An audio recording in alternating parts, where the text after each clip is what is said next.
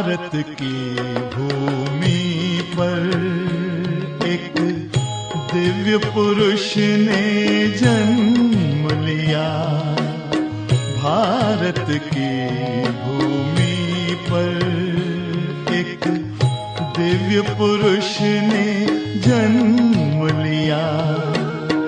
नवयुग का निर्माण कराने,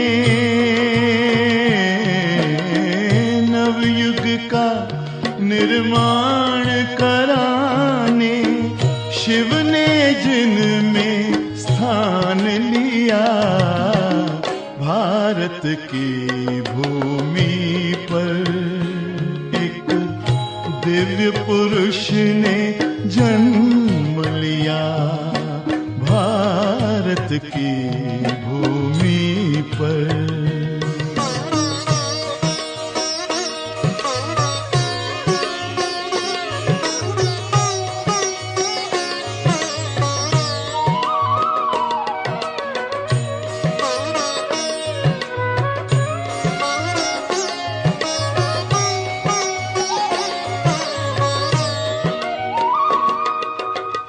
जन जन की सेवा में तन मन धन का किया समर्पण। एकता की माला में पिरो के किया विश्व परिवर्तन। अमृत वाणी बरसा के,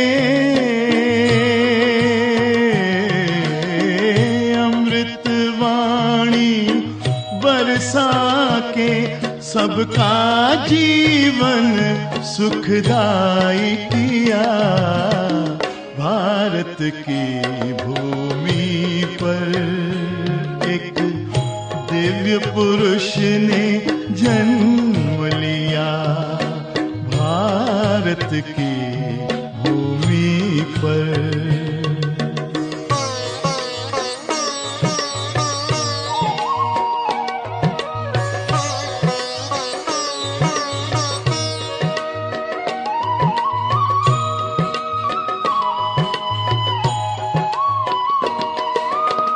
आत्मज्ञान करा के सबको मान शान अभिमान छुड़ाया।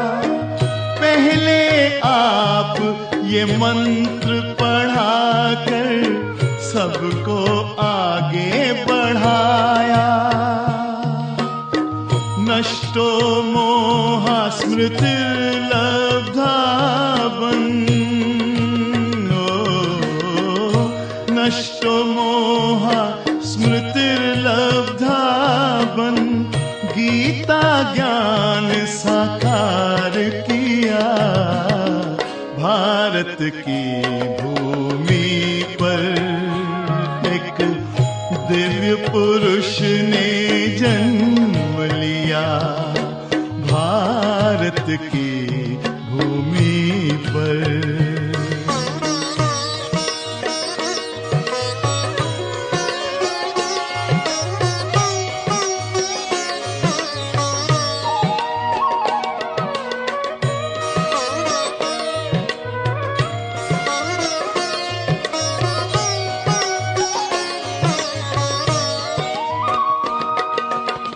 राजयोग की राह दिखा के परमात्मा मिलन कराया।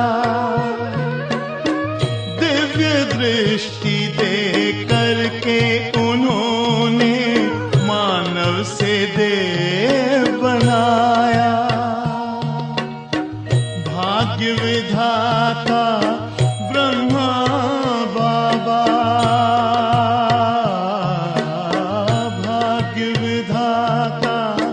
ब्रह्मा बाबा सारे विश्व में अमर हुआ। भारत की भूमि पर एक दिव्य पुरुष ने जन्म लिया। नवयुग का निर्माण कराने,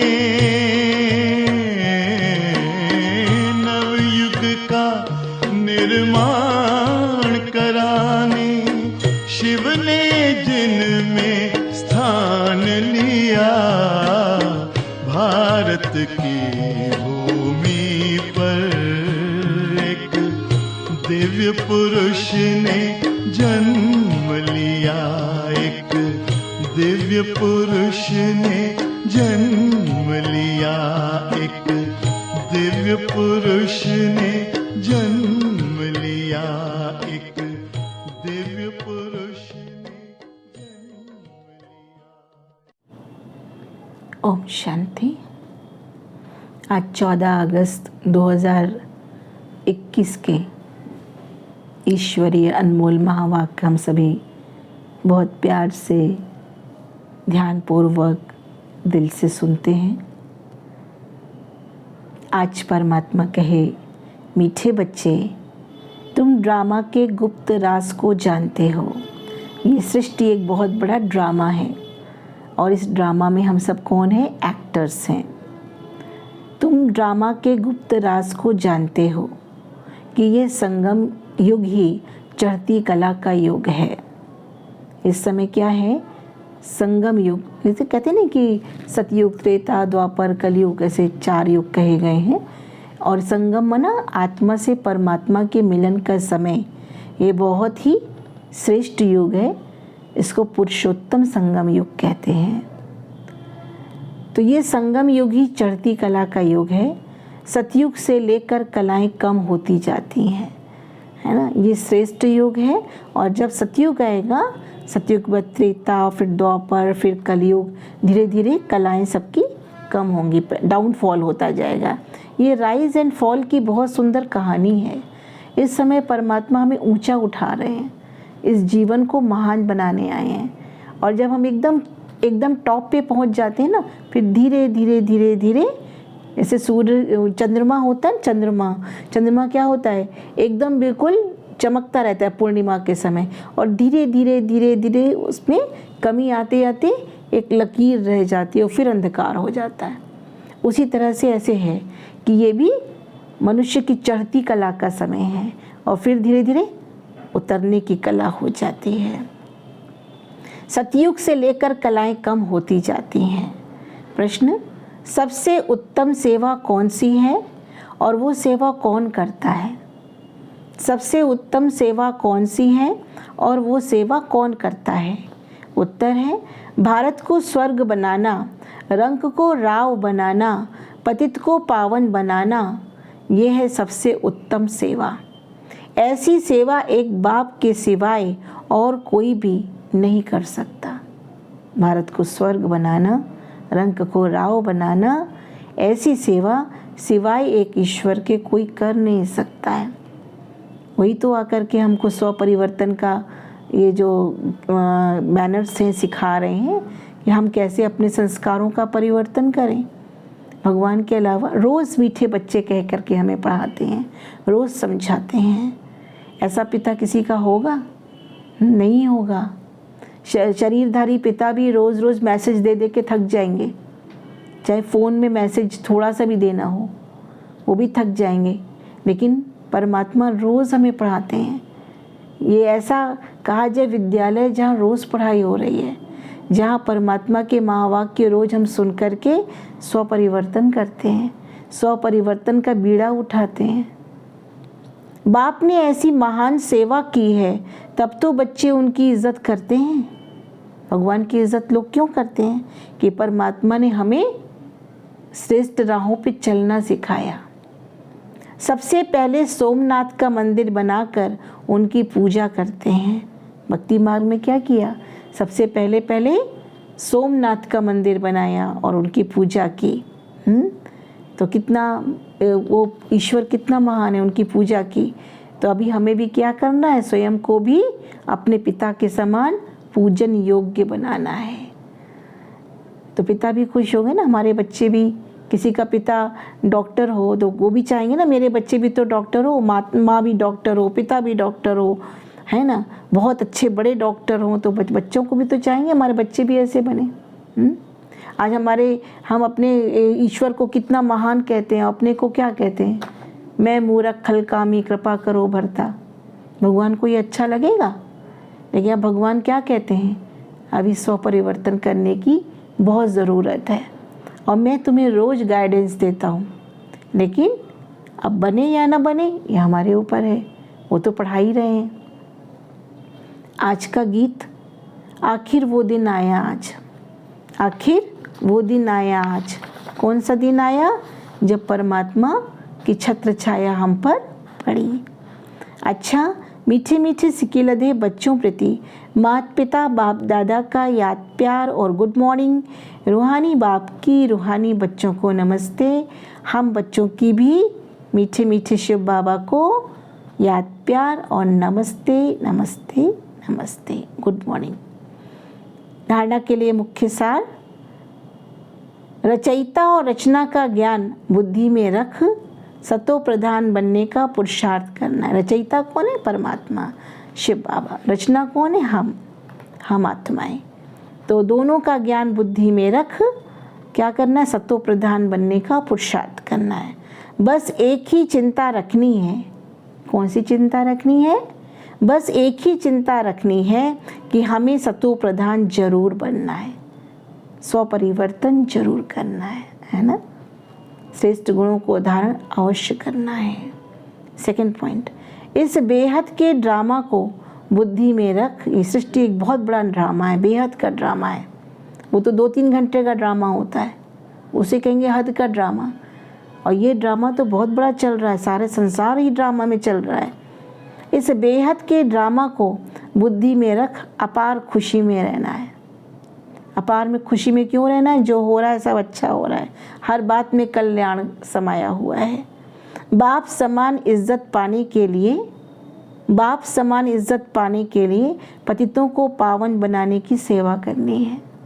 जैसे भगवान को सभी मानते हैं ना, ऐसे हमें भी पतितों को पावन बनाने की सेवा करनी है। सबको पावन बनने की प्रेरणा देनी है, तभी तो भारत स्वर्ग बनेगा। आज का वरदान, एवर रेडी बन हर परिस्थिति रूपी पेपर में, एवर रेडी बन हर परिस्थिति रूपी पेपर में फुल पास होने वाले एवर हैप्पी भव, एवर हैप्पी भव। एवर रेडी बन हर परिस्थिति रूपी पेपर में फुल पास होने वाले एवर हैप्पी भव। हमेशा एवर रेडी रहें, कभी भी पेपर जीवन में आ सकता है। दुनिया में वो पेपर होते हैं तो उसमें डेट फिक्स होती है, अब से मेरे पेपर होने वाले हैं, मेरे पेपर की डेट आ गई है, बताते हैं ना। लेकिन जीवन के पेपर की डेट नहीं आएगी, वो अचानक होगा। जो कुछ होगा वो अचानक होगा। इसलिए भगवान कहते हैं अचानक शब्द को याद करो। तो उसमें फुल पास होने के लिए क्या करना है? एवर रेडी रहना है। जो बिल्कुल प्रिपेयर रहेगा वो एवर हैप्पी भी रहेगा। जो एवर रेडी हैं उन्हों का प्रैक्टिकल स्वरूप एवर हैप्पी होगा, सदैव तैयार। जब भी पेपर आए मैं तैयार हूँ, अर्थात जब भी किसी प्रकार का विघ्न जीवन में आए मैं उसे फेस करने के लिए तैयार हूँ। कैसे तैयार हूँ? ज्ञान के आधार से, समझ के आधार से, ईश्वरीय याद के आधार से। ये बहुत बल देते हैं। अगर हमारे पास ये सारे अचीवमेंट्स हैं, सारी चीज़ें हैं, तो फिर क्या है? हम जब भी पेपर आएगा, कहते ज्ञानी काटे ज्ञान से और मूर्ख काटे रोए रोए। तो ज्ञान क्या करता है? वो हमें आगे बढ़ाता है, हमेशा एवर हैप्पी रखता है। कोई भी परिस्थिति रूपी पेपर व प्राकृतिक आपदा द्वारा आया हुआ पेपर व कोई भी शारीरिक कर्म भोग रूपी पेपर आ जाए, इन सब प्रकार के पेपर्स में फुल पास होने वाले को, इन सब पेपरों में फुल पास होने वाले को ही एवर रेडी कहा जाएगा। जैसे समय किसके लिए रुकता नहीं है, जैसे समय किसके लिए रुकता नहीं है, ऐसे कभी कोई भी रुकावट रोक ना सके। माया के सूक्ष्म व स्थूल विघ्न 1 सेकेंड में समाप्त हो जाएं, तब एवर हैप्पी रह सकेंगे। बातें आएं और हम विघ्न विनाशक बन जाएं, विघ्नों को समाप्त कर लें। ये तभी होगा जब बहुत समय की प्रैक्टिस की होगी। स्लोगन, समय पर सर्व शक्तियों को कार्य में लगाना, समय पर सर्व शक्तियों को कार्य में लगाना अर्थात मास्टर सर्वशक्तिवान बनना। समय पर शक्तियों को कार्य में लगाना अर्थात मास्टर सर्वशक्तिवान बनना। समय पर काम है, ये नहीं कि समय है किसी की बातों को सहन करने का हम सहन ही ना कर पाए, मैं बाद में सोचे अरे समय तो था सहन करने का, हम सहन ही नहीं कर पाए, तो बात तो चली गई, हम कहाँ कर पाए।